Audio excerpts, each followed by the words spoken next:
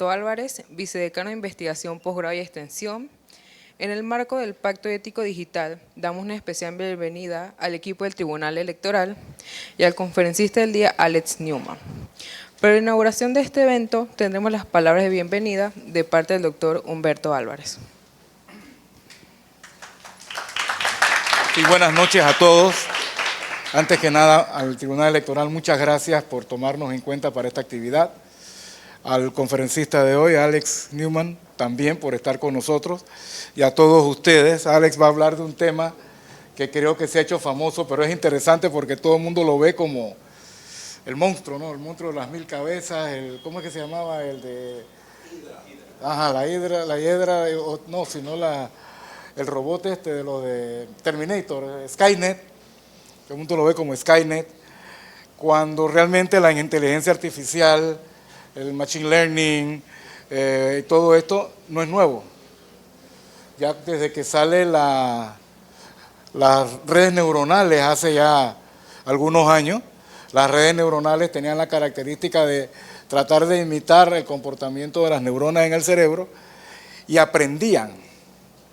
Me acuerdo que me tocó ver un trabajo que hizo un profesor panameño que trabaja en la Universidad Central de Florida Central, Luis Carlos Ravelo, que era para detectar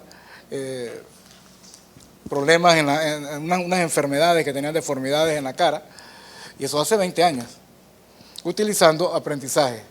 Entonces, lo que es importante no es lo nuevo o lo viejo, es su uso, y cómo su uso está influenciándonos todos los días, y es importante ahora con el Pacto Ético Digital y sus implicaciones, la ética en el uso de la inteligencia artificial. Todos la podemos usar y nada más ponemos el prompt. Como estudiante quiero que me resuelvas el siguiente problema. El asunto es hasta dónde llega eso y la ética, y hasta dónde llega eso en nuestro trabajo. Entonces quiero reiterar el agradecimiento. Desde hace varios años lo he seguido en televisión, así que sabía quién era. Porque sí, yo soy de la generación que todavía ve televisión. No, ya ustedes no ven tanto. Entonces, gracias de verdad por estar aquí, por brindarnos ese conocimiento y esa experiencia. Y espero que el aprendizaje sea al máximo y saquen el jugo a su presentación y a sus conocimientos, que para eso estamos aquí. Gracias.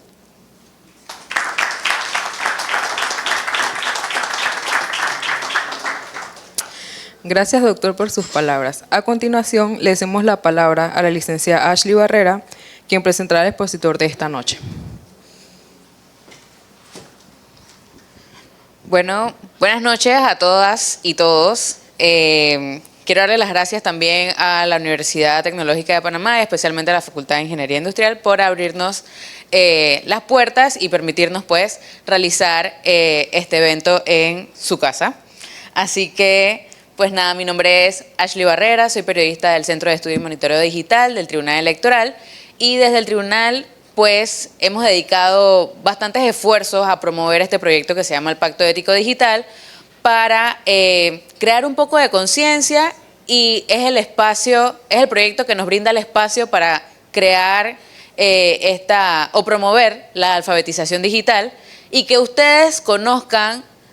Bueno, ya conocen las herramientas de inteligencia artificial, y si no las conocen o no las reconocen, vamos a trabajar en eso, pero es lo que nosotros intentamos hacer. Que tener un espacio en donde ustedes puedan recurrir en caso de que necesiten un poco más de información o que quieran estar pues al tanto de las novedades tecnológicas. Entonces, es importante para nosotros porque ahora las campañas electorales, las nuevas normas, todas estas cosas suceden no en la realidad, sino en la realidad virtual que ahora vivimos. Ahora tenemos todo al alcance de nuestras manos, y sería fantástico que podamos sacarle el mayor provecho a estas herramientas. Así que por eso trajimos hoy a Alex Newman, quien ha trabajado con nosotros también, promoviendo un poco esto que ya les comenté. Y Alex tiene más de 25 años de experiencia en este ámbito, es locutor, también ha trabajado la comunicación, pero más que nada pues se dedica a la tecnología. Así que mejor que yo, Alex va a hablarles sobre esto, así que por favor un aplauso para Alex.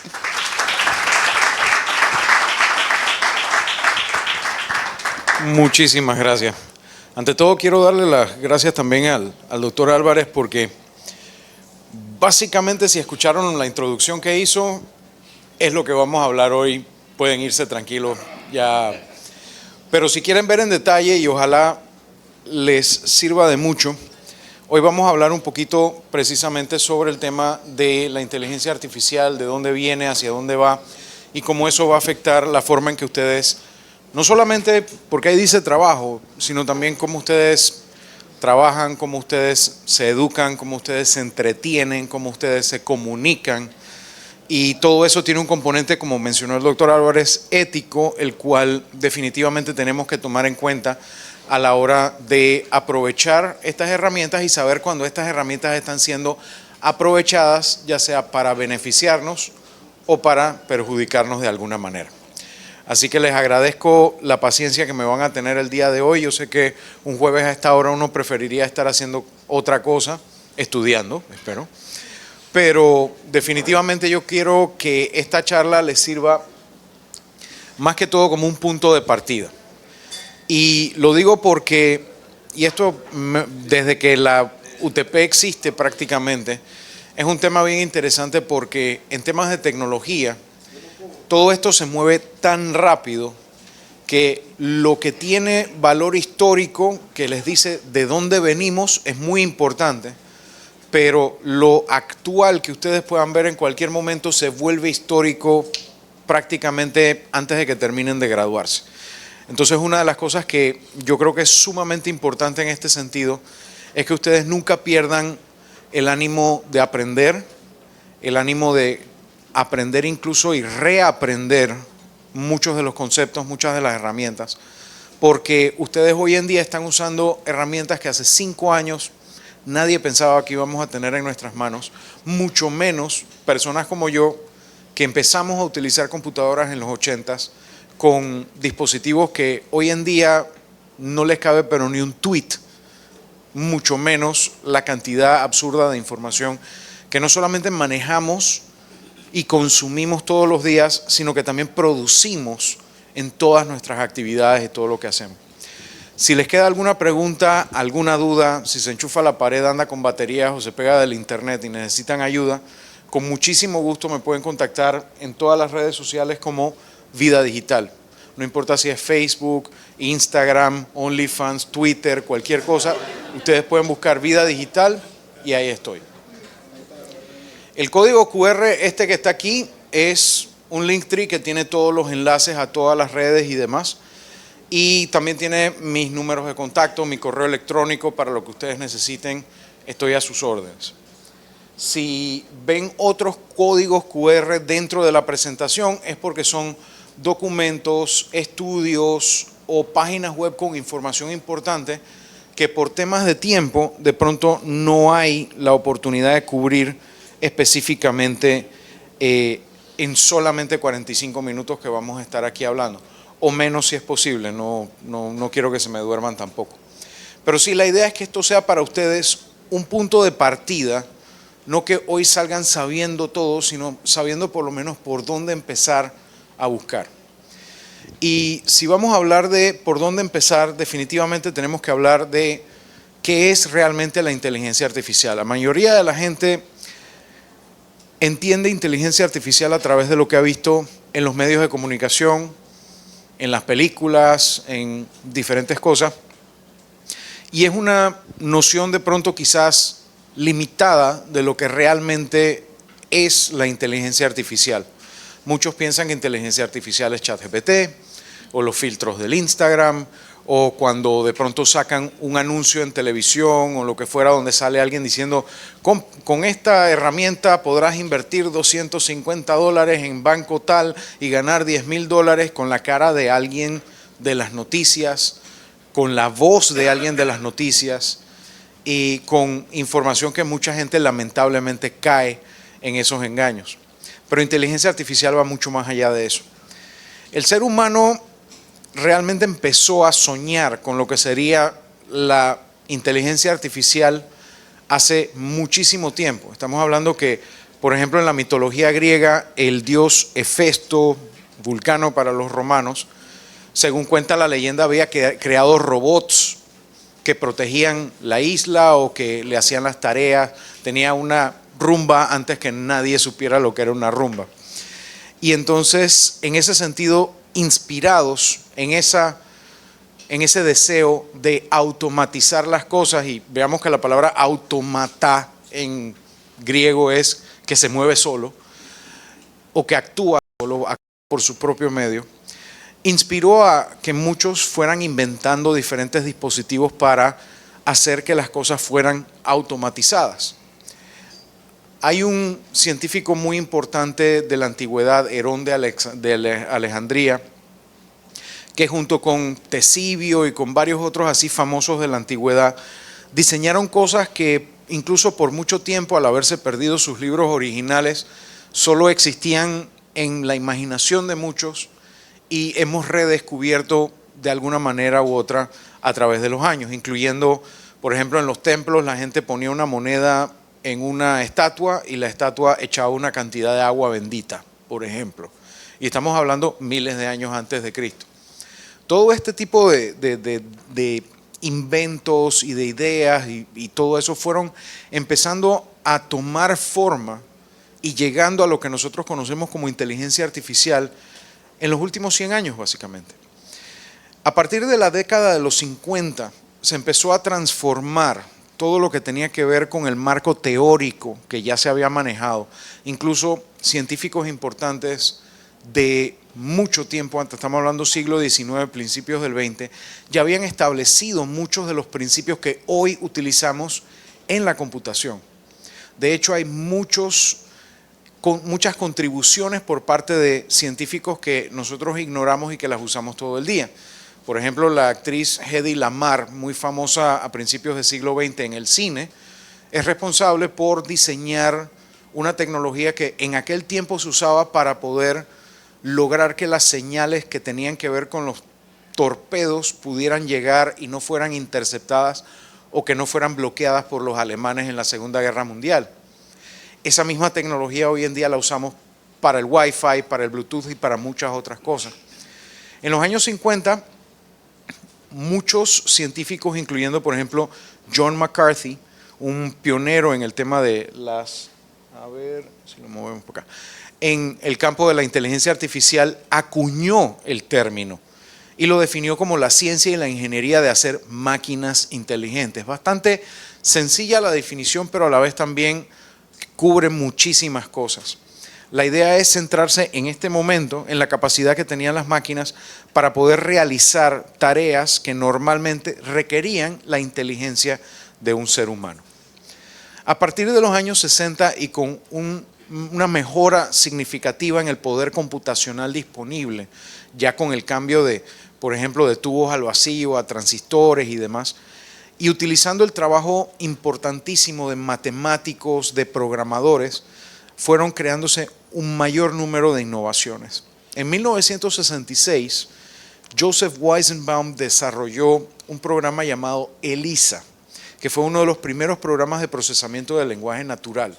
Comparado con lo que tenemos hoy en día, es como comparar un biombo con una bomba atómica, pero tienen los mismos principios. Una serie de tomas de decisiones, el vocabulario, etc.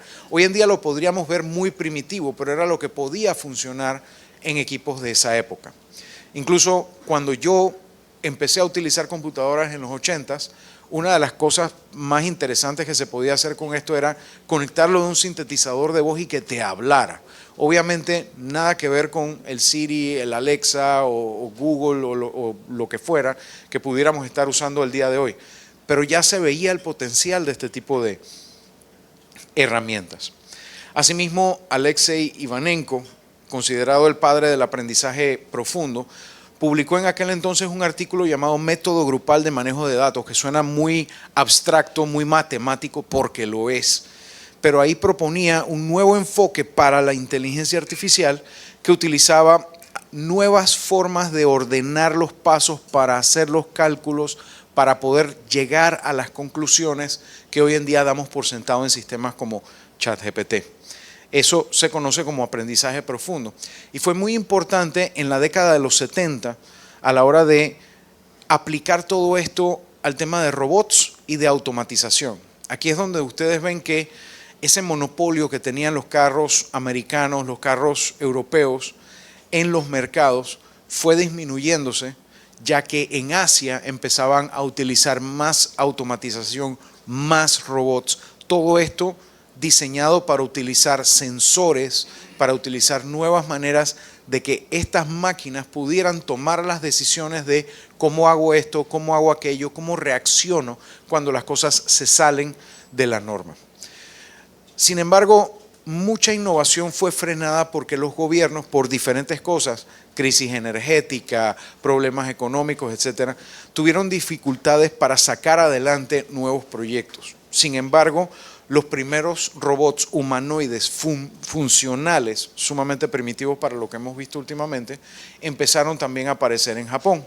Y hubo estudios que criticaban en aquel entonces que la inteligencia artificial se veía como estancada o que no estaba entregando las promesas que muchos esperaban de lo que habían visto en las películas de los años 50, de los años 60. Recordemos que acababan de salir películas como Odisea Espacial y todo lo demás que realmente pues levantaban mucho esa expectativa del público en cuanto a qué se podía lograr con la inteligencia artificial.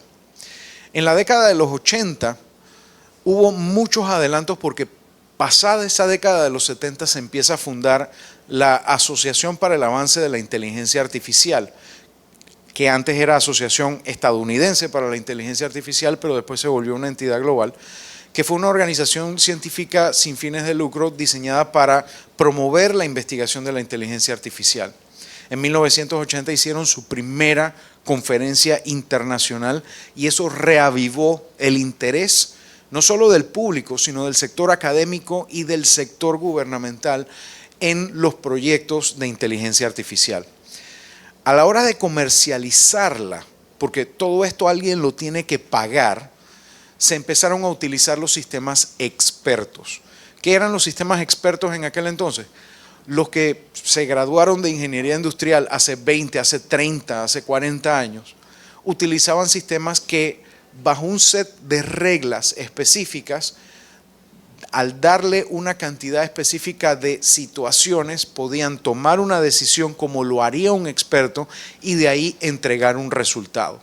Esto fue utilizado por compañías de seguro, por ejemplo, para decidir si un siniestro era pagable o no era pagable, para tomar diferentes decisiones de índole económica, científica y demás.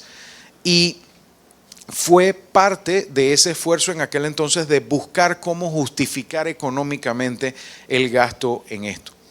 Este método se le llama top-down o de arriba abajo porque básicamente va yendo una por una a través de las diferentes decisiones, lo cual las computadoras de aquel entonces estaban facilitando el poder tomar ese tipo de decisiones más rápidamente que lo tradicional. Ahora, también se utilizaron en planificación agrícola, en diagnóstico médico, exploración geológica, y aquí viene también un tema interesante de cómo muchas veces las personas dicen, ¿para qué invierten en X cosa cuando hay otra cosa que de pronto podría invertirse más y hay gente muriéndose de hambre o lo que fuera? Muchas veces, muchos de estos desarrollos que se utilizan para una cosa, acaban siendo utilizadas para otra. Muchos adelantos, por ejemplo, en tecnología agrícola, permiten que un campo produzca más comida más barato y llegue a más personas. También pasa lo contrario. Por ejemplo, en exploración geológica, uno de los esfuerzos que culminó en software que permitía a través de el enviar ondas de radar, ondas de sonido que penetraban los terrenos debajo del mar y demás para saber si había petróleo debajo de todo ese sustrato, hoy en día se utiliza para hacer autotune. Eso que ustedes oyen, y entonces yo voy a cantar no sé qué. Bueno, ese autotune es un descendiente directo del software que se usaba para, a partir del radar, saber dónde estaban los depósitos de petróleo en los años 60. En los años 90 hubo un crecimiento adicional, ya que se empezaron a utilizar los elementos de inteligencia artificial existentes para resolver problemas un poco más complejos. Por ejemplo, ustedes probablemente en las películas, sobre todo de los 70, los 80, pueden ver computadoras tratando de resolver un X0, un tic-tac-toe, lo que fuera. Pero ya en los 90 estaban atacando problemas como el ajedrez, como el modelamiento de los patrones de clima, cosas muchísimo más complejas y que acabaron, por ejemplo, en el caso de los 90 fue cuando empezó este auge de inteligencia artificial que lograron por fin crear un programa, un algoritmo basado en toda una cantidad enorme de equipo computacional y de fuerza bruta en cuanto a cálculo matemático, ganarle por primera vez a un maestro de ajedrez, en este caso Garry Kasparov, en 1997. Pero esa misma tecnología entonces fue empezada a utilizarse en los sistemas que en 1997 permitían que uno pudiera sentarse delante de una computadora y después de 30, 40 minutos, a veces una hora de estarle hablando, la computadora podía tener suficiente información para poder reconocer la voz de ese usuario y poderle dictar información sin tenerla que escribir. En 1997, con menos poder computacional que lo que nosotros hoy en día tenemos en un reloj, lo podíamos hacer en aquel entonces.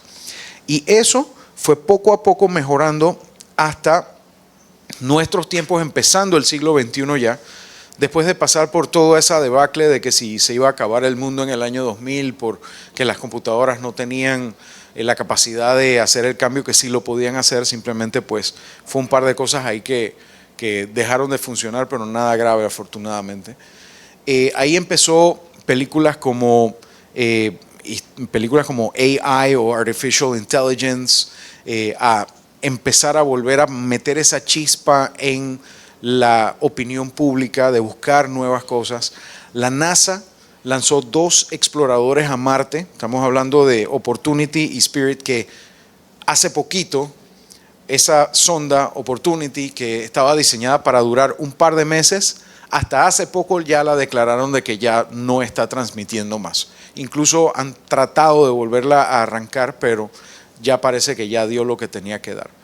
Pero aún así, cuando tenían que mandar una sonda a Marte para explorar un terreno, lamentablemente simplemente por la distancia, el mandar un mensaje y esperar que conteste demora varios minutos. Y eso, si le estoy diciendo coge para la izquierda porque ahí hay un lugar donde te vas a caer y te vas a romper, no funciona como quien maneja un dron aquí en la tierra de cerquita. Entonces se tenían que crear sistemas que pudieran tomar esas decisiones y yo decirle, bueno, yo necesito que tú vayas de aquí hasta allá, me avisas cuando llegas, tomes las fotos que tengas que tomar y te regreses y por favor no te trabes, no te caigas, no te voltees, evita cualquier obstáculo, si una piedra rueda, lo que fuera, chiféala. Entonces, todo ese tipo de programación, todo ese esfuerzo por muchos programadores, ingenieros, matemáticos, permitió que esa sonda estuviera durando más de 20 años después de su vida útil. Ese mismo esfuerzo, lamentablemente, pues también lo utilizan las redes sociales para mantenernos hipnotizados. La palabra en inglés es doom scrolling, es disque deprimirse dándole scroll para arriba, scroll para arriba, scroll para arriba. Aunque algunos lo que hacen es izquierda, derecha, ustedes saben quiénes son. ¿Perdón? Doom scrolling. Doom de perdición y scrolling de estar moviendo la pantalla. Entonces, asimismo en el 2011 sale el asistente de Apple, Siri, que también pone muchos elementos en la mano de los usuarios que permiten que un asistente virtual pueda ayudarlos con diferentes tareas. Llámame a fulano, ponme tal música, cosas así por el estilo.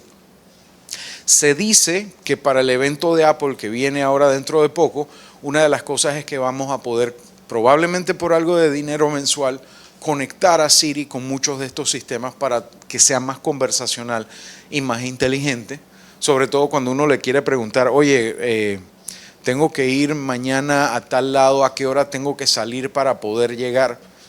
Ahorita mismo no necesariamente te va a entender con la misma claridad, pero eventualmente lo va a poder hacer. Y asimismo, ustedes verán ese mismo tipo de esfuerzo siendo atacado por Samsung, por Google, por tantas otras empresas que hacen competencia con Apple en ese sentido. Todo esto entonces nos lleva al tema de la regulación. Ya vieron que hace poco salió un esfuerzo legislativo, no lo he leído, no puedo opinar ni a favor ni en contra porque no lo he leído. Yo solo espero como ciudadano que estén bien asesorados y que no estén legislando por legislar, porque ya suficiente día de la almohada no tenemos, ya suficiente también eso de estar corriendo el día del niño para un lado, para el otro. Yo creo que tenemos otras prioridades ahorita mismo, incluyendo el tema de la inteligencia artificial y de cómo se aplica en el tema de la protección de nuestros datos personales y de cómo son utilizados para eso. Ahora, donde entramos ya en lo que nos compete, que es cómo va a afectar nuestro trabajo. La inteligencia artificial en ambientes empresariales se está utilizando de muchísimas maneras, muchas veces sin que nosotros nos demos cuenta. En aquel tiempo, cuando Jesús le dijo a sus discípulos de que vamos a viajar a otro país y usaban tarjeta de crédito, había que llamar al banco para decirle yo voy a estar en tal país, voy a estar de tal fecha a tal fecha, porque si no, donde tratabas de pasar la tarjeta no funcionaba y lo que es peor, te la bloqueaban. Hoy en día, tú te montas en un avión, no le dices nada a nadie, vas, pasa tu tarjeta y todo bien. Pero detrás de eso hay una serie de factores que incluyen mejor seguridad en la misma tarjeta, pero también incluyen análisis de patrones de compra. Si yo veo que esta persona está suscrita a Netflix, a Spotify, etcétera, y mañana dice voy a meterle en los 99 centavos del bendito Apple iCloud porque se me llenó el teléfono, el banco va a decir, sí, lo más probable es que esa persona con un 90 y tanto % de seguridad hizo ese cargo. Cualquier cosa nos avisa. Pero si de la nada alguien en Líbano lo suscribe a Crunchyroll, espérate, no. Y te lo bloquean. Y de pronto te llega algún tipo de aviso a tu correo y tú entras a la página web o entras a tu aplicación y le dices, no, sí, fui yo. Y que, bueno, eso va entonces a unos datos que ellos van a tener. Próxima vez ya ellos saben que es más probable que haya sido tú. Asimismo, todo este tema de inteligencia artificial está utilizándose de muchísimas otras maneras. Eso incluye, por ejemplo, las películas que te sugiere el Netflix, la música que te sugiere el Spotify. No sé si ustedes han visto que Spotify ahora tiene una opción de DJ automático que incluso te dice, hola, soy el DJ, no sé qué, hoy te vamos a poner no sé cuál música para que la pruebes, etcétera. Todo eso está basado en el trabajo hecho en las generaciones anteriores. Se puede utilizar de múltiples maneras, incluyendo Machine Learning, o que la computadora vaya aprendiendo a partir de una serie de entradas de información, que puede ser aprendizaje supervisado. Básicamente, yo superviso lo que está aprendiendo el sistema, le voy alimentando de forma supervisada diferentes tipos de información para obtener ese resultado. Aprendizaje no supervisado, que es básicamente, dale, el Netflix, por ejemplo, él tiene todo el catálogo y él está simplemente captando tus intereses de acuerdo a una serie de factores para poderte sugerir. Que lo malo de eso obviamente es cuando le prestas el control a tu sobrinito y después pura muñequitos y cosas de Disney y todo lo demás. O lo que es peor, se lo prestas al vecino y de pronto puro dorama coreano, pura película de Bollywood. Entonces tienes que estar reseteando la cuenta. Y aprendizaje de refuerzo también es utilizado para cosas como todo eso que estamos viendo de los deepfakes, de las diferentes herramientas que se están usando para filtros, para cambiarte la cara, cosas así por el estilo. Todo eso está siendo utilizado en combinación con otras tecnologías como Deep Learning, incluyendo las redes neuronales que fueron mencionadas hace un rato, los Transformers, que no son los de Optimus Prime ni nada de eso, sino programas o sistemas como ChatGPT, que básicamente lo que están haciendo es tomando una serie de datos estadísticos, en este caso de idioma, y convirtiéndolos en un texto que tiene coherencia desde el punto de vista matemático. Recordemos que ni ChatGPT ni ninguno de los sistemas sabe lo que está diciendo. De hecho, hay una descripción bien interesante que le llaman el problema de la caja china.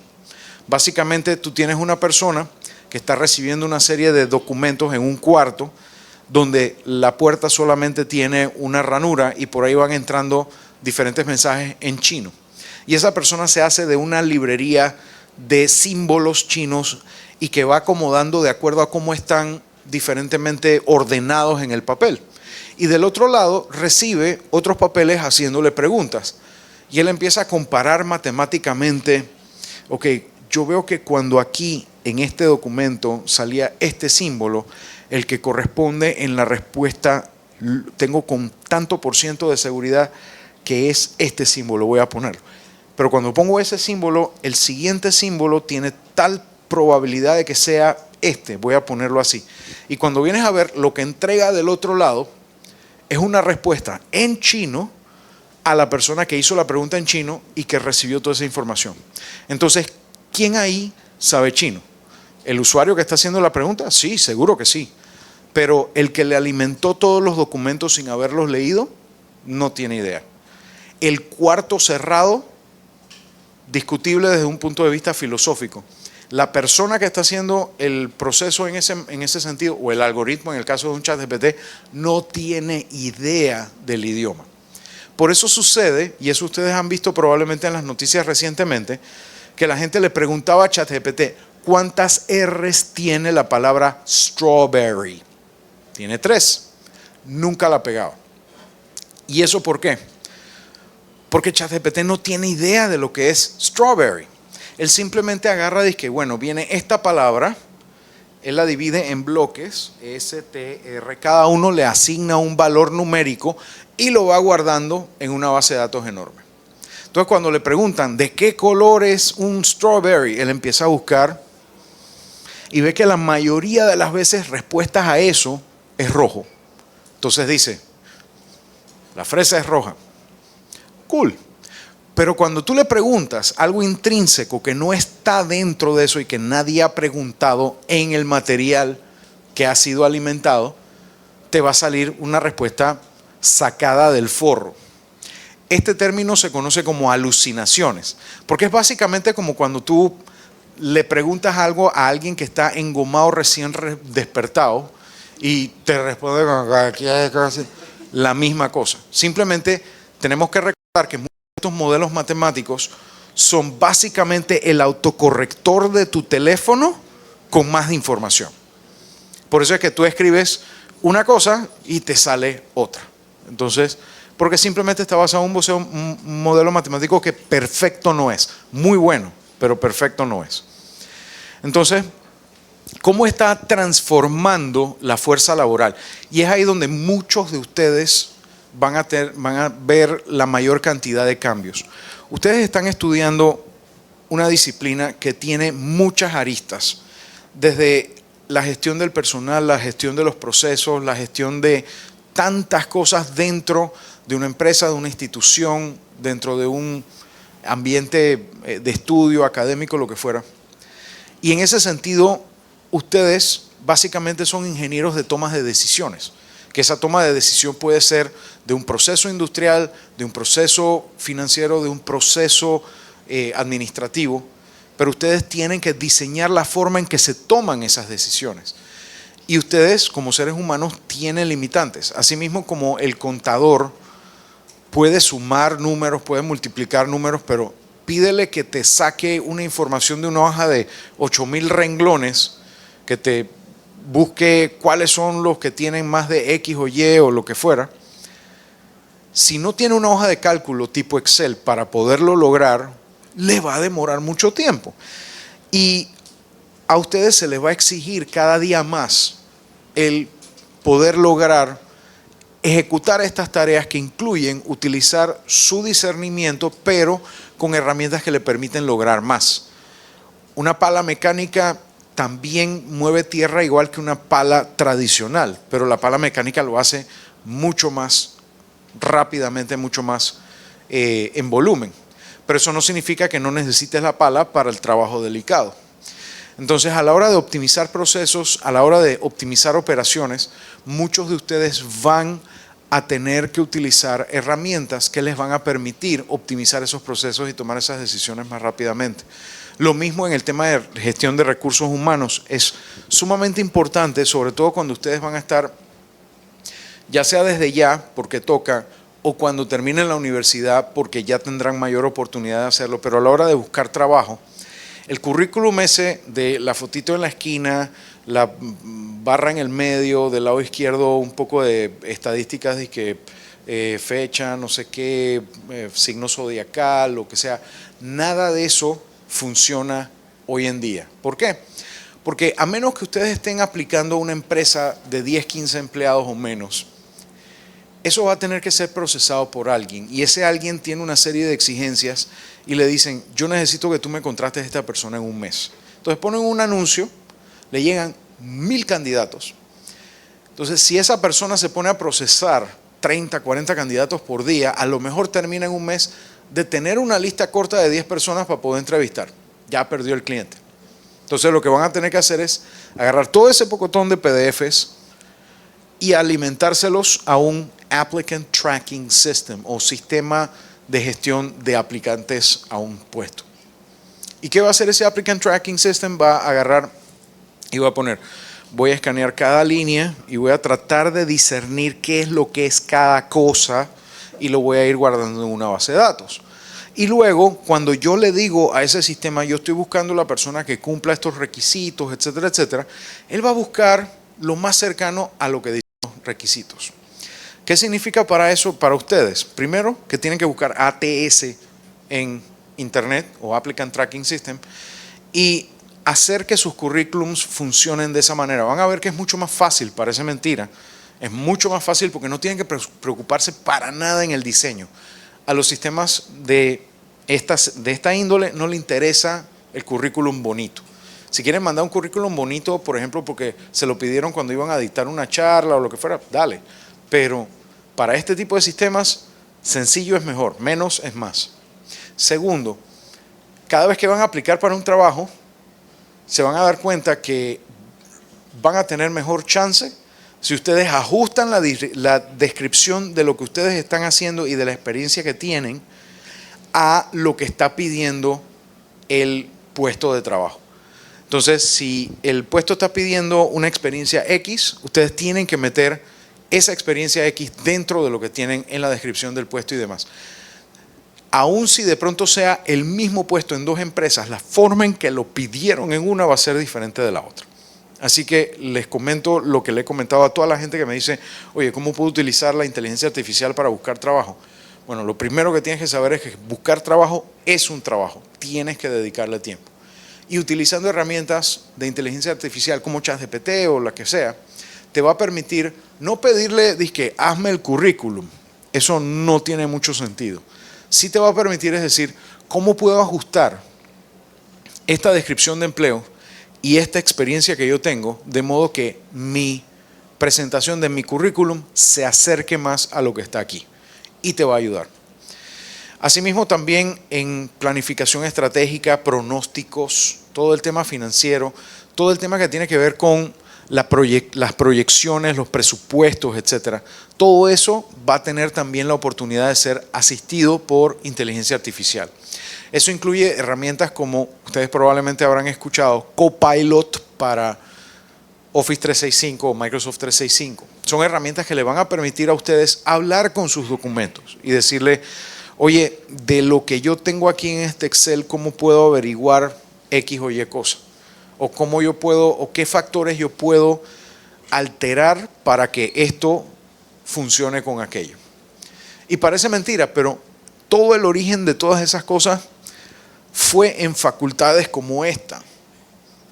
Lo que ustedes hoy conocen como Excel viene de una hoja de cálculo llamada 123 de Lotus, que viene a su vez de otra hoja de cálculo llamada VisiCalc, que fue inventada por un señor llamado Dan Bricklin. Y él, en su materia de laboratorio financiero, laboratorio gerencial o lo que fuera, ellos tenían varios salones así como los tienen aquí. y sus hojas de cálculo estaban dibujadas en el tablero con diferentes columnas y todo lo demás. Entonces, cuando en la materia le decían, bueno, ¿qué pasa si tú subes el presupuesto de marketing en tanto por ciento? ¿Cómo afecta eso tus resultados a final del año? Ellos tenían que físicamente ir con el, yo no sé si tiza, pero de pronto puede ser también con marcadores o lo que fuera.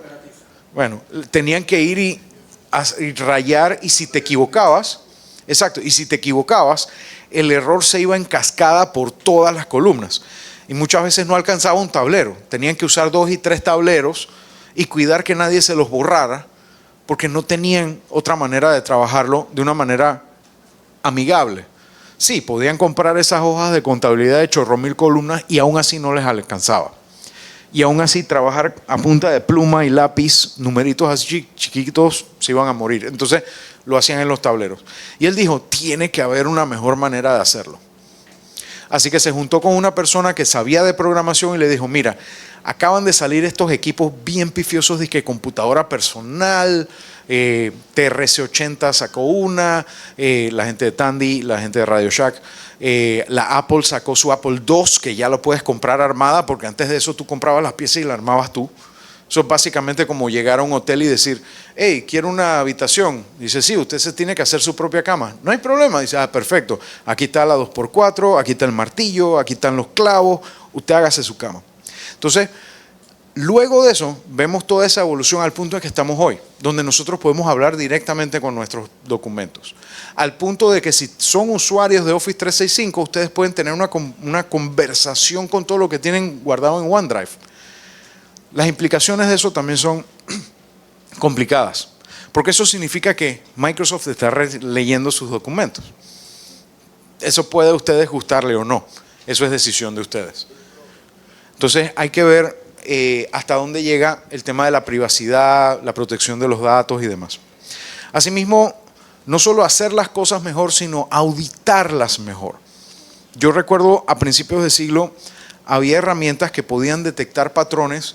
Por ejemplo, una aseguradora, saber cuáles eran las pólizas que tenían mayor siniestralidad. Y recuerdo haber visto análisis bien interesantes donde de pronto había un puntito totalmente afuera de la gráfica, y cuando uno iba a buscar ese dato, no, eso es la póliza que le vendimos a fulano. Y así, visualizándolo de esa manera, era que se podía ver.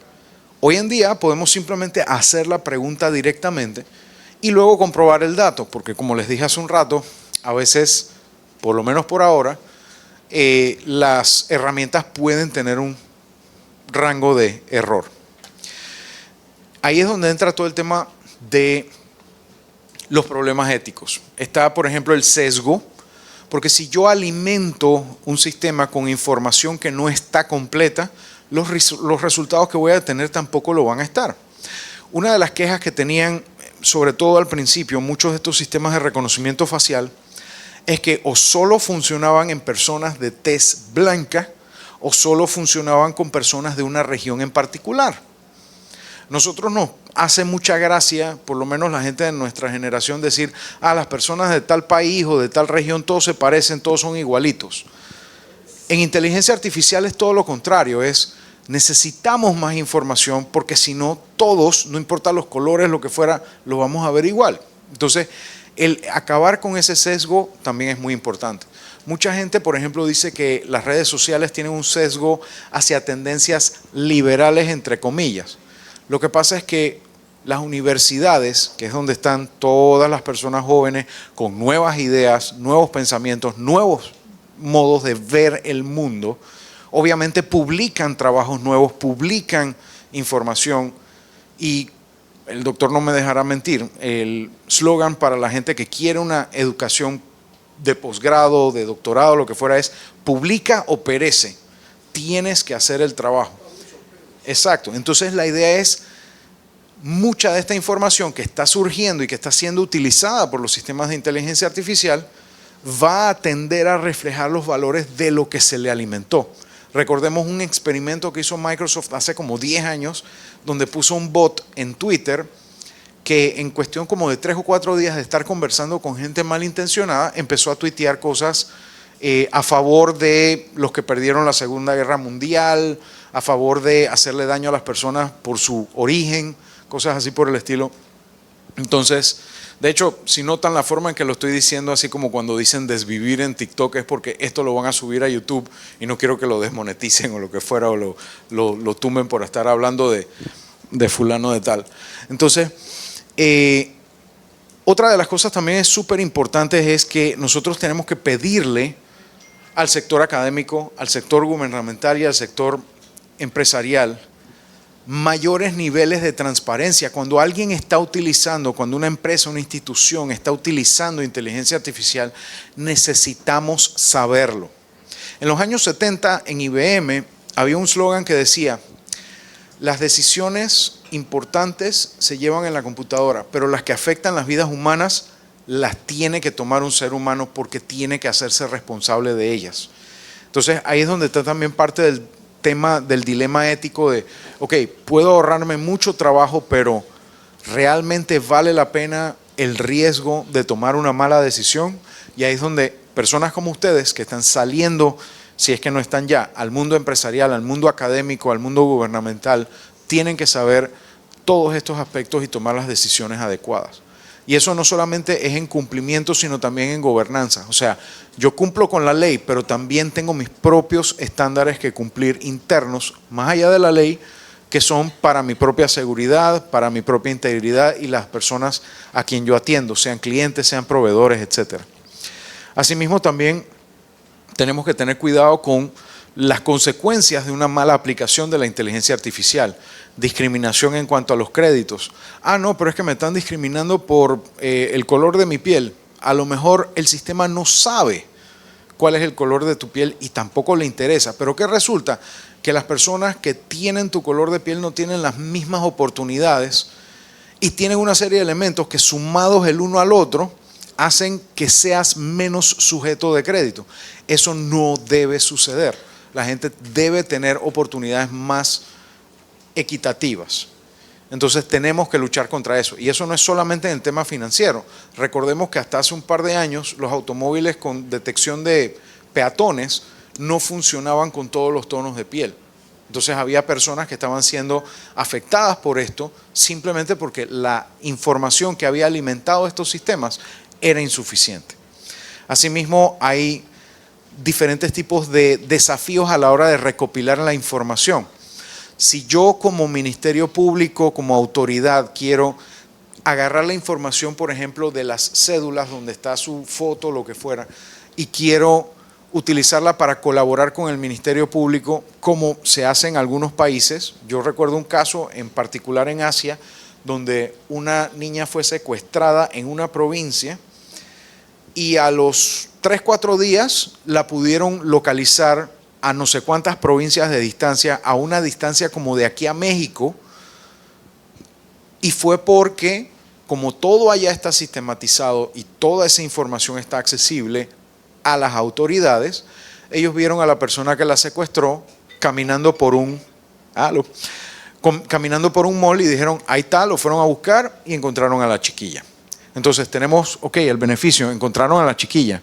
Pero el día de mañana, si esa persona dice, a mí no me gusta cómo están haciéndose las cosas, el gobierno sabe dónde está, dónde se movió, con quién habló, qué hizo. Entonces hay personas que tienen una preocupación legítima acerca de lo que significa eso en un Estado de Derecho, en un Estado de libertades. Entonces, también tenemos un problema serio con el tema de que no sabemos por qué funciona. Ustedes probablemente habrán visto ese letrero que dice, la teoría es cuando tienes idea cómo funciona, pero no anda, y la práctica es que anda, pero no sabes cómo. Y aquí se combina la teoría y la práctica, no anda y no sabemos por qué. En el caso de la inteligencia artificial, si tú le preguntas a alguien, a algún científico de datos o lo que fuera, cómo es que funciona, te podrá dar una descripción de los algoritmos, lo que entra, lo que sale. Pero el por qué funciona todavía nos cuesta un poquito entenderlo. Solo sabemos que para ciertas cosas funciona con cierto grado de veracidad, de certeza o lo que fuera. y necesitamos conocer un poco más cómo funcionan estas cosas, y es un reto no solamente para ustedes, sino para los científicos de datos, los matemáticos, los actuarios y toda la gente que maneja toda esta información, para ver realmente cómo poderla aplicar mejor y tratar de verlo antes de que se convierta en un problema más grave, porque ya está siendo problema en algunas situaciones. Y por último está el tema de la colaboración entre los seres humanos y la inteligencia artificial. Hemos visto muchísimos casos donde un puntito en un seno puede ser detectado por una inteligencia artificial y saber 6 meses antes que una persona está desarrollando un tumor. Eso lo hemos visto.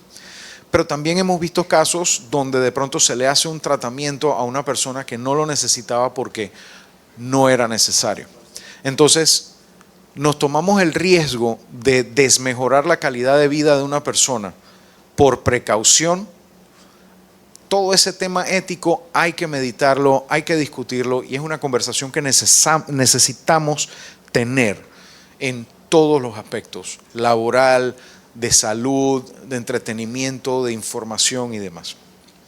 Ahora, hablando de algo un poquito más positivo, para que se vayan con algo un poquito más interesante y menos deprimente.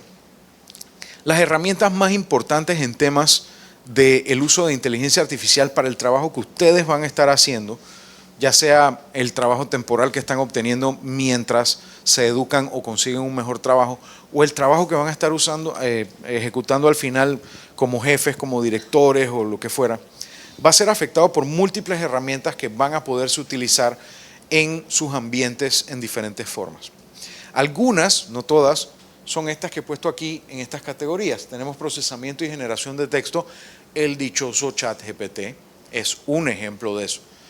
Creación y edición de imágenes, manipulación de audio y video, asistentes virtuales y chatbots, y análisis de datos y automatización de procesos, que es donde probablemente ustedes le saquen mucho más provecho. A la hora de escribir textos, de crear textos, la cantidad de herramientas que hay es enorme, porque fue una de las primeras cosas que se desarrollaron. Recordemos, esto es autocorrect llevado al extremo. Como tal, van a encontrar obviamente ChatGPT, pero también está Gemini de Google, está Claude, está Perplexity, que son competidores de ChatGPT. ChatGPT tiene una opción paga, pero también ustedes pueden acceder a muchas de esas funciones a través de Bing, el buscador de Microsoft que nadie admite usar. Bing.com/chat les permite utilizar herramientas de ChatGPT que normalmente tendrían un costo. Ahí Microsoft está asumiendo parte de ese costo. Asimismo, cuando ustedes van a diseñar su página web, pueden pagarle a alguien para que le haga una web completa, o si todavía no tienen el recurso económico para poder invertir en un diseñador, existen herramientas como Wix, Jimdo, Framer, CodeWP, para sus páginas web hacer la parte del diseño, de la estructura y todo lo demás de una manera relativamente fácil y rápida, utilizando este mismo tipo de tecnología de inteligencia artificial. Obviamente no es lo mismo que contratar a una persona que lo haga. Es como comprar los muebles prefabricados en IKEA versus contratar a un ebanista que me lo haga a la medida. No todo el mundo puede contratar al ebanista. Obviamente esto tendrá su uso, su caso de uso, su cliente modelo. Asimismo, existen toda una serie de otras herramientas que pueden utilizar para mejorar su escritura, para verificar que lo que escribieron suene más humano y menos generado por inteligencia artificial. Ustedes se dan cuenta, hay artículos en la web que a veces la gente, cuando se le va la mano en el copy, dice: escríbeme un artículo desde el punto de vista de un experto en tal cosa, y al final empieza a decir, ¿cómo no? Aquí está el artículo, y entonces sale el artículo escrito. Hay varios memes de eso en internet. Asimismo, también van a ver que casi todos terminan con en resumen, coma y un párrafo. Entonces, ahí hay un par de herramientas interesantes. Asimismo, también en la creación y edición de video y de imágenes, ustedes van a ver muchas herramientas que utilizan esta tecnología, que incluyen editores de video que permiten editar el video y decirle, mira, córtame aquí, córtame allá. Hay generadores de imágenes. Este Leonardo.ai es un poco más reciente y es utilizado por muchos creadores de contenido para agarrar una foto de alguien y decirle ahora pónmelo en estilo caricatura pero pateando una pelota, cosas así por el estilo. Hay un tutorial bien interesante en YouTube de cómo utilizar esto por un creador de contenido que todo su contenido lo hace con esa herramienta. Está el clásico DALL-E, que uno le dice yo quiero, dibújame esto en este estilo, etcétera, etcétera. Está Runway, está Descript, que uno puede agarrar la transcripción del video y cortando la palabra en el guión, él automáticamente edita y quita esa palabra del video. Y en algunos casos, dependiendo de las herramientas, también las hay que uno puede tomar un audio y decirle cámbiame esta palabra por esta otra. Y toma una muestra de todo el video y dice, y agarra el audio y le cambia una palabra con otra con la misma, la misma voz de la persona que originó el tema. Synthesia, por ejemplo, permite crear avatares digitales donde uno puede decirle yo quiero un muñequito que va a ser la mascota de mi institución o de mi empresa y quiero que diga X o Y cosa y te la anima y te hace todo eso. Vyond, perdón, está un poco sensible. Vyond te hace también personajes animados. Canva, muchos de ustedes han usado Canva para diseñar diferentes tipos de artes, etcétera. Ya está incorporando muchas herramientas de inteligencia artificial para ayudarles en el trabajo. Filmora, el editor de video también que pueden utilizar, también tiene muchas y está agregando muchas funcionalidades de inteligencia artificial a medida que pasa el tiempo. Eleven Labs es bien interesante. Lo han estado utilizando muchísimo para generar audios para desinformar. Y esto lo discutimos en una charla que dimos del Tribunal Electoral acerca de los deepfakes que fueron utilizados bien chabacanos en las elecciones pasadas. Yo no sé si ustedes llegaron a ver algunos en las diferentes redes sociales y demás. Fue un trabajo súper chabacano. Lamentablemente se hace cada día más fácil. Así que incluso la gente chambona que los políticos que usan desinformación están contratando, hasta ellos van a poder hacer un mejor trabajo a medida que pasa el tiempo. Speechify también tiene otro tipo de conversión de texto a audio y demás, con incluso sonidos más naturales, donde incluso ustedes le pueden decir que cancanee. Hasta eso se puede simular. Entonces tienes que tener mucho cuidado, no solamente para usarlo, porque se puede usar. El día de mañana yo quiero que esta charla la pueda escuchar a alguien en otro idioma, lo pueden hacer y así automáticamente hacer la traducción e incluso también la sincronización con los labios, que es tan importante para no parecer así como película extranjera que está mal sincronizado. En el caso de asistentes virtuales, una de las utilidades más grandes que tiene es en las páginas web. Ustedes pueden ir a muchas páginas web hoy en día y van a ver que les sale un chatcito al lado y ustedes les dicen, oye, ¿cuánto cuesta un carro? Lo que fuera. El tema es que tienen que tener cuidado porque ya pasó una vez que una persona le dijo, yo quiero que no me digas que no a lo próximo que te voy a preguntar. ¿Me puedes vender el carro en $1? Y le dice el bicho que sí. Al final el caso no procedió, pero tuvo un gasto legal enorme en que el tipo puso la demanda diciendo, no, pero es que tu chat te representa a ti y me dijo que me iba a vender el carro en $1. Entonces tenemos que tener mucho cuidado con eso. Microsoft en Office 365 también está permitiendo crear tus propios agentes a partir de información que tú tienes de tu empresa, de tus productos, de tus servicios, cosas que te puedan atender al público, por lo menos de una forma limitada mientras lo pasas con un agente humano que de pronto tenga una respuesta que el bot no tiene. Lo bueno es que alimentas al bot con esa respuesta y la próxima vez que lo pregunten, dirá lo mismo. No es para todos los negocios, no es para todos los productos, no es para todos los servicios, pero existe. Y Zapier es una herramienta bien interesante porque te permite conectar estos chatbots con tus sistemas, de manera que tú puedas decirle, oye, yo quiero una cotización, y él le mande a tu sistema contable, oye, tírale la cotización, crea el cliente, haz todo esto, entrégale la cotización y si te la aprueba, genérame la factura por ahí mismo. Y tuitea, dice que vendimos uno más gracias a fulano que se lo compramos, porque lo puedes pegar de Twitter. Y así mismo puedes automatizar que mande un correo, que se conecte de tu aplicación, lo que sea, lo puedes automatizar con Zapier. Asimismo, a la hora de tener toda esa información que van a estar generando ustedes a través de su trabajo, existen herramientas como Google Data Studio. Me disculpo con la gente que está muy atrás, que probablemente esto se ve un poco chico.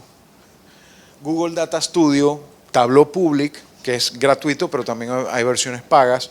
Zoho Analytics. Zoho es una empresa que compite también con Microsoft en sistemas para las empresas y para los pequeños empresarios, porque ofrece sistemas parecidos, herramientas parecidas a un costo menor.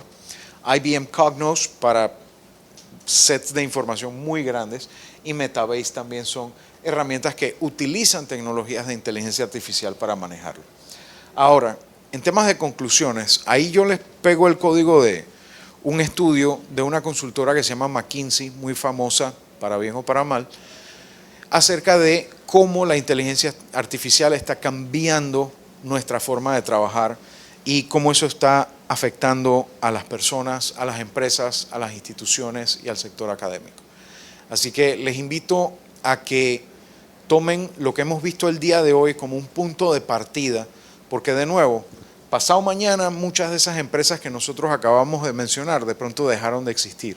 Y asimismo hay 3 empresas nuevas que hoy en día, ahorita mismo están escritas en una servilleta, en una cafetería, quién sabe en dónde, donde 3 personas están reunidas diciendo, tengo una idea que puede utilizar inteligencia artificial para poderse lograr. Así que creo que podemos abrir el espacio para preguntas y trátenme suave. Me levantan la mano por acá si alguien tiene una pregunta, algo que les gustaría saber, lo que más le haya llamado la atención. Sí, buenas noches. Gracias, Alex, por la A ustedes. tremenda información. Una pregunta, leí por ahí que uno de los grandes, no problemas, una de las grandes limitaciones de la inteligencia artificial y que permite descubrir algunas cosas es el sentido común. ¿Cómo ves eso del sentido común del ser humano versus el de la inteligencia artificial? Yo creo que ahí lo ideal sería hacer la pregunta en una facultad de psicología, porque ese tema es ya de software de acá, no de acá. Mi esposa es psicóloga y yo le digo, bueno, tú tratas el software humano, el psiquiatra trata el hardware. Y si esto ustedes lo ven complicado, la mente humana lo es mucho más.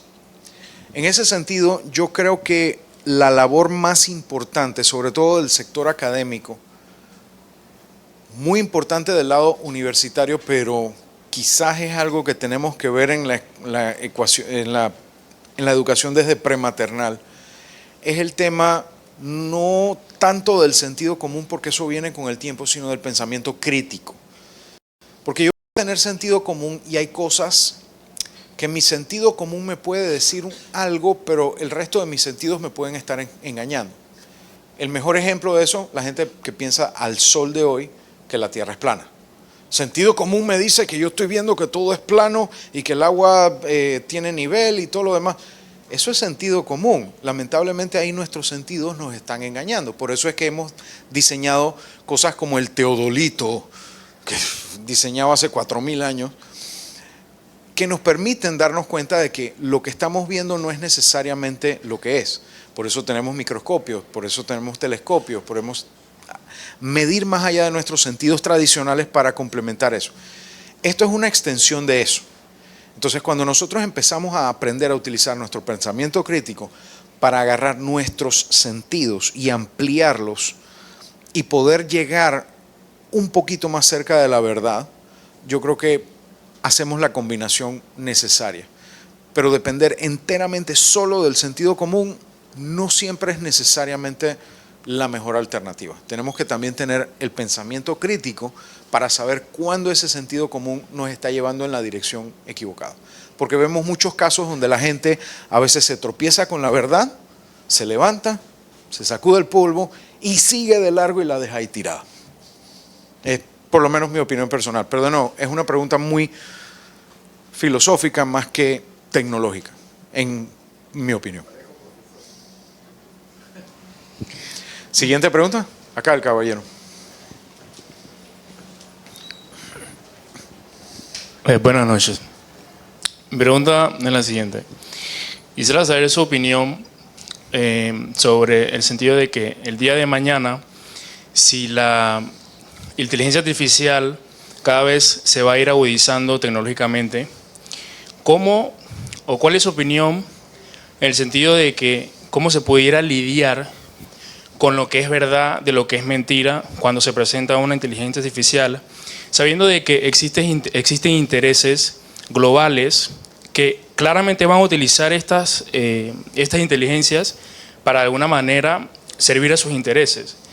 Si usted cree que el día de mañana vamos a poder saber diferenciar eso y si de alguna manera se va a poder realmente enseñar la verdad antes que una mentira. Muy buena pregunta y volvemos al tema del pensamiento crítico. Hay un lema que se utiliza mucho que es cui bono, ¿quién se beneficia?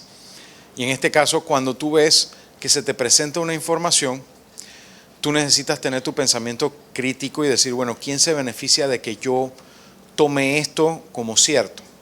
Asimismo, ¿qué otras fuentes son? ¿Qué intereses tienen esas fuentes? Lamentablemente eso no nos lo enseñan lo suficiente a nivel académico.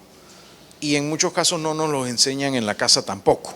Entonces, a medida que nosotros sigamos aprendiendo, esperemos, de nuestros errores, porque hemos visto muchísimos casos de información manipulada, de información que no necesariamente es como nos la están presentando, ahí entonces nosotros vamos a ir aprendiendo a discernir mejor en ese sentido. Que tengan éxito, que no tengan éxito, al final diferentes intereses globales o personales en manipular la información está en nuestras manos. Entonces, al igual que muchos otros cambios tecnológicos que han cambiado la forma en que la gente trabaja, estudia, descansa, se divierte, etcétera, el tren, la electricidad, el fuego, etcétera. La inteligencia artificial es solo una herramienta más que probablemente dentro de 20, 30 años la veamos en todos lados, como vemos ahora el Wi-Fi o como vemos el correo electrónico, y el reto siguiente sea otra cosa más. Probablemente por ese lado, el tema de determinar la realidad, ya sea porque queremos conocerla más a profundidad o porque nos queremos desconectar de ella, estilo Ready Player One, estilo tantas otras distopias de ciencia ficción o de ciencia especulación, porque especulamos que para allá va la cosa, ojalá que no.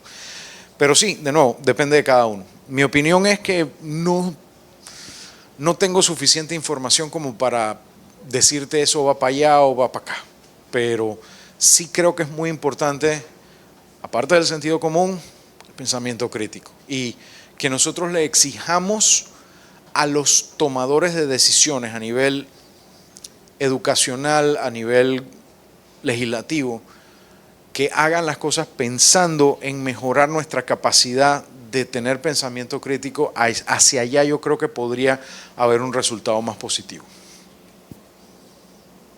Gracias. ¿Alguna otra pregunta? Por ahí atrás. ¿Todo claro? Acá. Va. Gracias. Buenas noches. Alex, en el tema laboral, usted lo mencionó, de que hay mucha desinformación, las películas, los medios de comunicación hablan de amenazas para el mercado laboral debido a la inteligencia artificial. En mi caso, me he dedicado a estudiar eso y me he dado cuenta de que la IA es una herramienta más para aumentar nuestra productividad. Sin embargo, sí está establecido de que algunas profesiones se van a ver más afectadas que otras por la IA. ¿Qué opinión le merece eso? Hace un par de siglos, los trabajadores franceses, hartos de que la revolución industrial estuviera permitiendo que se contrataran los servicios de máquinas que pudieran automatizar su trabajo, agarraban sus zapatos hechos de madera y los aventaban a las máquinas para reventarles las diferentes piezas. Esos zapatos en francés se llaman sabot y de ahí viene la palabra sabotage. mucha gente va a estar en contra de que se hagan cambios a la forma de hacer las cosas. Y eso incluye la revolución industrial, pero también incluye muchísimos otros desarrollos. La escritura. Aquí hubo gente que se rasgó las vestiduras cuando empezaron a hacer la misa en español y no en latín. Siempre va a haber gente que va a estar en contra de que le cambien las cosas. Y eso tiene un tema que también habría que recurrir a personal de la Facultad de Filosofía y de Humanidades y de Salud Mental y todo lo demás. Sin embargo, por cada trabajo que deja de tener la misma necesidad de existir, existen 2 o 3 o 4 o 5 o 6 diferentes puestos de trabajo que son creados por eso. Hasta hace, yo creo que como 15 años, había un señor que todavía andaba en bicicleta por Caledonia, afilando cuchillos, tijeras, etcétera. Andaba con una flautita chiquita. Si mal no recuerdo, la tonada era un señor italiano, si mal no recuerdo. Era el único afilador que había en todo el país. Y asimismo se han perdido trabajos de persona que pone, el herrero que hace las herraduras para los caballos. Pero por cada persona que dejó de manejar una carreta, ahora tenemos 6 choferes de Uber, por decir algo. Entonces, no podemos cegarnos al hecho de que por muchos empleos que se van, no es que se pierden, es que se transforman. El que sabía manejar carreta y aprendió a manejar carro, se salvó.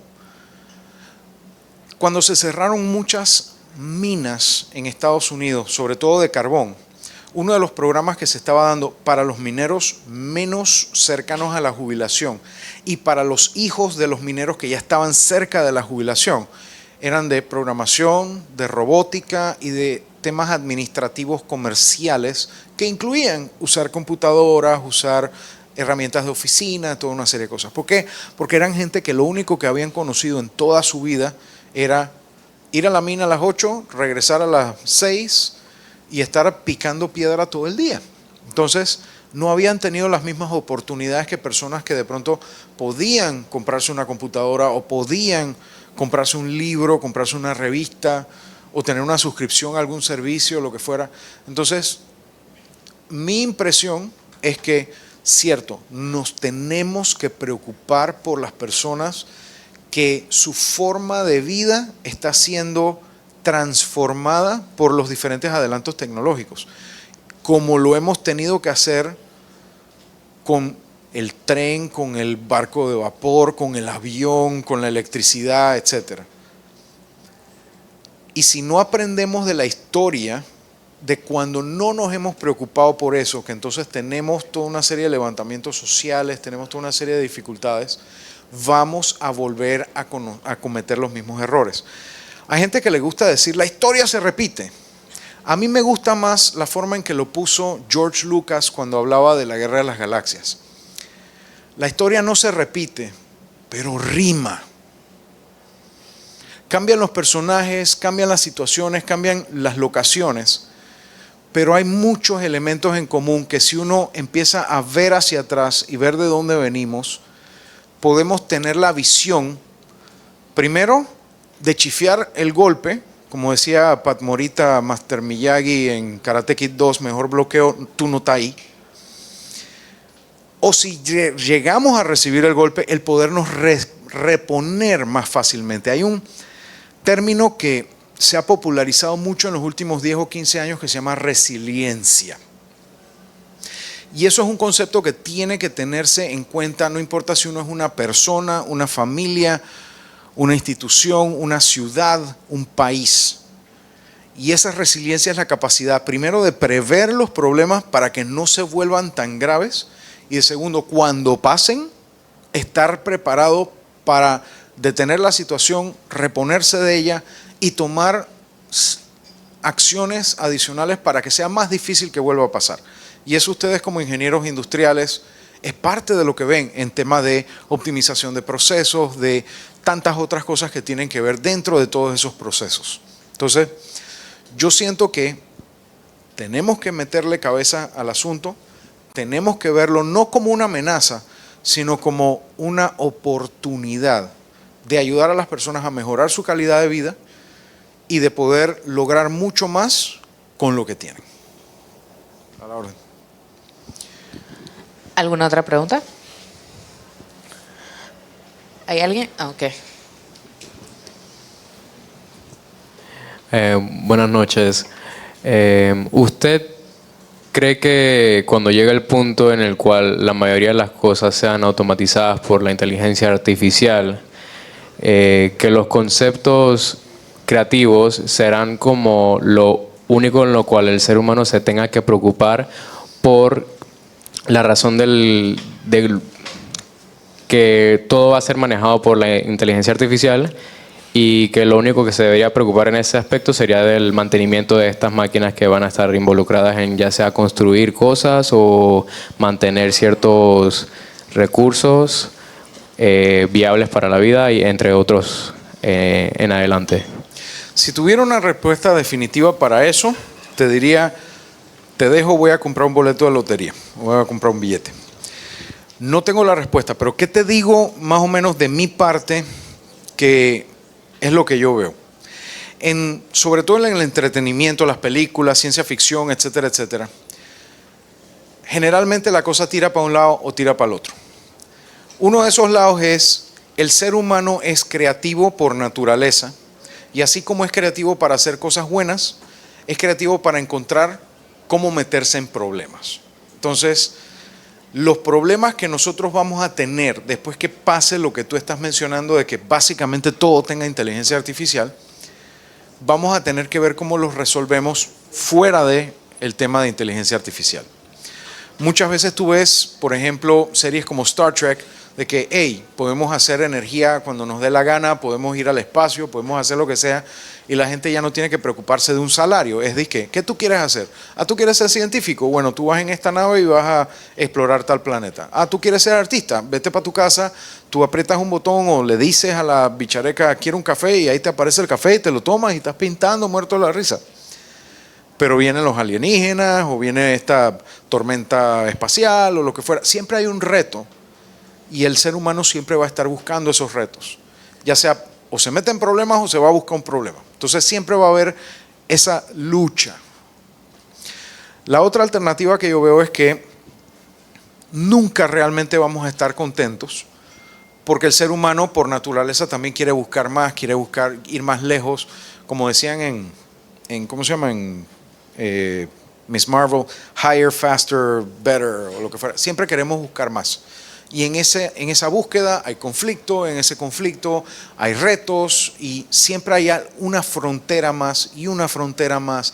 Simplemente estamos pateando la lata y pateando la lata, pero seguimos caminando en la calle. Entonces, no siento que vamos a llegar a un punto en que vamos a estar aburridos y ya se acabó, pues. Porque el ser humano tiene mucho, tanto de bueno como de malo, como para que nuestra vida sea siempre interesante, porque siempre hay algo que hacer o algo que arreglar. Y de nuevo, esa es mi opinión totalmente subjetiva y donde haya 3 personas va a haber 4 opiniones al respecto. Bueno, muchísimas gracias a todos por el espacio. Cerramos con esto la ronda de preguntas y respuestas. Le paso el micrófono aquí al vicedecano. Sí, bueno, ya para terminar, muchas gracias otra vez, Alex, y muchas gracias a ustedes. Cosas interesantes que hablaste, la pregunta esta que cuando la computadora y el ser humano, fue el famoso concepto de la singularidad. Sé que dentro de 10 años más o menos la singularidad vendrá, o sea, la computadora y el ser humano vivirán juntos. Pero sí hay tantas cosas interesantes cuando entró los primeros procesadores de palabra, que se iban a acabar las secretarios, la oficina, y ahora hay más que nunca. Y así, o sea, el mundo, nosotros estamos en un cambio de época, no es una época de cambio, como antes se decía. Entonces, esa nueva época que tenemos que aprender a vivir y aprender a gozarla. No nos hagamos la idea de que es malo, sino que nosotros tenemos que evitar que sea mala. A nombre de la Facultad de Ingeniería Industrial, de la decana y de todos nosotros, Queremos agradecerle a Alex y entregarle este pequeño certificado. Gracias. La Universidad Tecnológica de Panamá, la Facultad de Ingeniería Industrial, confiere a Alex Newman, no voy a decir el número de cédula para que no tenga, por su participación como expositor en la conferencia El futuro de la inteligencia artificial en el trabajo, asistentes virtuales y aplicaciones para mejorar la productividad. Dado hoy, y de verdad muchas gracias otra vez. Le agradecemos a ti y al Tribunal Electoral por este apoyo.